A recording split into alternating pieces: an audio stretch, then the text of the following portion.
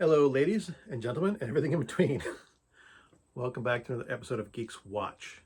Today, I'd like to talk about the film Willy Wonka and the Chocolate Factory, an image of which you will see here. And yes, yes, kids, this is a VHS tape. A reminder: I am an old man. I still have VHS tapes. Uh, there will be some minor spoilers. The movie's like over 50 years old, so. But I guess maybe some young people today haven't watched it, and let's face it, most of you are younger than I am. But the film is based on Roald Dahl's book, Charlie and the Chocolate Factory. It is about young Charlie Bucket, a poor boy who has to work as a paperboy to help support his family, who wins a golden ticket along with four of their children to visit Willy Wonka's famous chocolate factory. Willy Wonka is an eccentric character. Few people know anything about him. He's very secretive.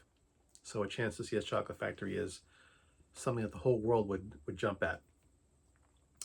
Charlie Bucket takes one person, is allowed to take one person with him. He chooses his Grandpa Joe. And, you know, it's a kid's movie. It's fantastical. It's musical. There's lots of weird adventures. I loved this movie as a kid. I mean, a lot of people fantasize about their favorite movie characters and wanting to be in certain movies. I wanted to be this movie. Not be this movie. I wanted to be in this movie. I love the idea of the magical chocolate factory. You know, I know I've mentioned previously that I was homeless for a while, so as you can imagine, I grew up fairly poor. It's one of those things I didn't realize how poor we were until like I went to someone else's house and saw like what they got for Christmas. It's like, oh, I got clothes, and not many toys, but and after reading some of my mother's letters from the era, we were pretty poor, and candy was scarce. So yeah, I really, really identified with this film, and I loved it. I loved the music. I loved the acting. I loved Willy Wonka. Gene Wilder as Willy Wonka. An amazing performance. This part whimsy, part menace, part insanity character that he played. He portrayed as Willy Wonka. Just loved everything about this film. So let's delve into some backstory for the film. It was filmed in 1970. Although every character in the film speaks English, there's a couple like British type characters in the film. The film was actually filmed in Munich, in Germany, which I didn't realize till I was much older. I mean, the setting does have a European feel to it, and the buildings up. I could tell that it's not an American city, but I always assumed it was England. No, it's Munich. The reason this film got made is the director's daughter read the book and asked her father to make a film out of it. And the person who produced it, who was a close friend of the director, when they were talking about it, like the producer was in talks with some company. What was it? Quaker Oats. I think it was Quaker Oats. About starting to make candy. And Quaker Oats then made actual Wonka bars and Wonka candy, which they eventually sold to Nestle, but that's another story. But yeah, they had a product type. They actually started making Wonka candy because of the movie, which I was kind of amused by. A little tidbit I did not know about till doing research for this. What else? Spelling Munich, 70. Quaker Oats. Something I think. Oh, Gene Wilder as Willy Wonka. There were multiple people they had wanted to cast for the film in several parts, and they said when Gene Wilder came in the room, it's like they knew they had it. When Gene Wilder left the audition, the director actually ran out of the room to tell him he'd gotten the part. Gene Wilder, and this is something that's fairly well known, but Gene Wilder made a condition of being hired that he designed the entrance of Willy Wonka. He said, I want to come out of the building with a cane limping, and I want to, as I'm walking along, my cane sinks into the pavement and sticks there and stays there upright as I keep moving, like not realizing I lost my cane. And then I'm gonna fall forward and then somersault and leap up and walk normally. And the director said, "Why do I do that?" He said, "Because from that point on, no one will be able to tell if I'm telling the truth or lying. You know, I've established that I'm this type of lunatic." Um, he was also very influential in Willy Wonka's costume. Gene Wilder was very particular about, you know, he discussed how tall the hat was and where the pockets were placed and the colors. So Gene Wilder was very influential about designing the character of Willy Wonka. Um, the film is based on a book by Roald Dahl, Charlie and the Chocolate Factory. They changed the name to Willy Wonka and the Chocolate Factory because it was more distinctive for marketing purposes. You know, if you said I went to see Charlie, what's that mean? But if you say you went to see Willy Wonka, people are going to know what you're talking about. So they made that change deliberately, to change the title. They changed a lot of other stuff too, which really angered Roald Dahl. Roald Dahl hated making any changes to any of his works. He actually refused to have any other films made from his books until he, you know, for the rest of his life. They didn't start making movies of his books until after he had died. And there's been lots. He was a very prolific children's author, and they could have made dozens of books, but he was just so incensed that they changed his books.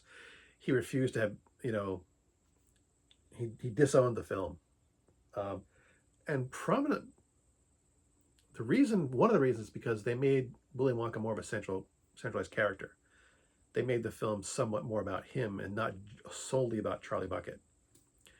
And one of the things about Roald Dahl's books is that there's usually, the children are the good guys in the books. The adults are always awful. There's usually one or two good adults, but a lot of the adults in his books are villains or just not good people. And as a good example, in the books, Willy Wonka is far more, not necessarily menacing, but he is not a very good person. There are some controversies with his book as well. The Oompa Loompas in the books were African pygmies with a lot of stereotypes in their depictions of black people, which, you know, made a lot of people unhappy, which is why there are orange-faced little gremlins in the film. They changed that for the film. But going back to the adults not being good people, one thing I never noticed as a kid is that Grandpa Joe, as soon as Charlie asks him to go and says, "Gee, Grandpa Joe, I wish you could come with me," because all four of Charlie's grandparents had been bedridden for 25 years. As soon as Charlie says, "Gee, Grandpa, I wish you could go with me," he gets up out of bed and starts singing and dancing. I love this moment in the film. As a kid, I didn't think about it very much. You know, it's more like like Grandpa Joe makes this Herculean effort to finally get out of bed because he loves Charlie so much. But in the books, it's implied that they could always have gotten out of bed if they wanted to. They just were lazy. I'm not sure how much that's implied in the first book. It is definitely stated in the second. There's a sequel to the book. There's a book, Charlie and the Great Glass Elevator, which is takes place immediately after the book. And, you know, in the books, the elevator is the size of a bus, and you could fit like a dozen people inside of it. And they wheel they take their grandparents with them, but they wheel their bed at the elevator. But yeah, it's made very clear that they could get out of bed if they wanted to. They're just lazy. And Grandpa Joe's no different. I never caught that as a kid. But yeah, Grandpa Joe could have gotten out of bed whenever he wanted. They have just been taking advantage of the family and laying them weight on them hand and foot while they sat in bed for 25 years. So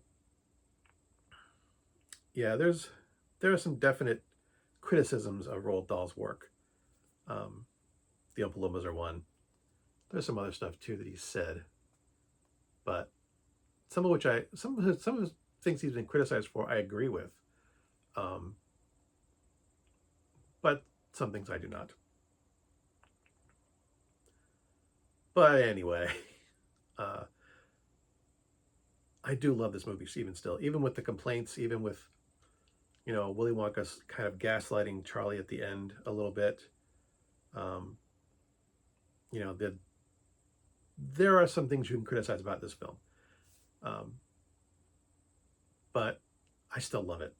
I love the music. I love the sets. In the candy room, I'm going to ramble some more. In the actual, when the candy room is revealed, and you see all this candy in there, and the kids run around eating everything, the trees, the plants, Willy Wonka says everything is edible, and they actually made the candy room. Roughly 30% of everything in that room that you see when they open the door is edible. The room is literally filled with candy. One of the couple of tidbits before I cancel this out completely. The actor who played Charlie Bucket, I cannot remember his name offhand because I am old and I have bad memory. He actually wound up he left acting and became a veterinarian. And in New England. And the company that I work for currently is a veterinary supply company in New England. Charlie Bucket is one of our customers. I'm not saying that because I've ever had any contact with him. I don't work in I don't work in sales or marketing or what have you. I would have no reason to actually reach out and speak to him, and I would never have met him for any. I just think it's a little quirk that I work at a company that supplies materials to the actor who played Charlie Bucket. Second thing, Gene Wilder has said he loves all the children that he worked with the exception of one.